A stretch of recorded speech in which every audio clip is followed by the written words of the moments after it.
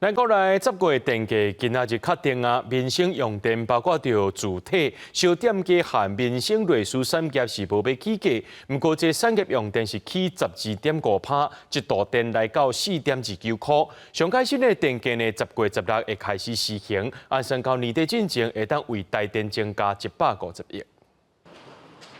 电价审议委员会30举行，像外界有期的民生用电是无起，严格伫产业用电的调幅无亲像原先外口所传的14%，调幅是12.5%。不应该是齐头式的去涨哈，要考虑到个别产业之间有一些景气的龙井的问题。本来是只有考虑到一个用电的一个情况，后来就加入了一些个别产业产值的影响。第7摆电价调幅中，包含徛街、小商店也有民生类似产业拢是无起。另外，对着产业用电衰退5%以上，也有产贷衰退超过15%也是无起。产业用电起12.5%，改换算落来，每一度电会来到4块2角9。若是这个产业用电衰退5%以上，也毋过伊的产贷衰退无达到15%，是调幅减一半，起7%而已。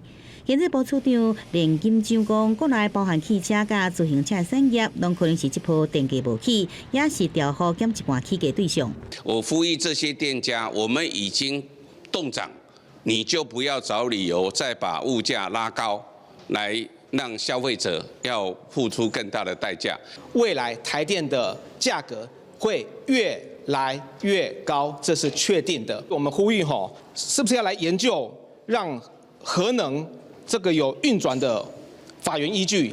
电价审议会讲，第7摆电价调整了后，国内产业用电的平均计销，有关比主要出口竞争国家韩国工业用电较低。也若是国内上新的电价会对10月16开始来实施，有加到年底进前，会予台电的财政增加150亿。记者综合报道。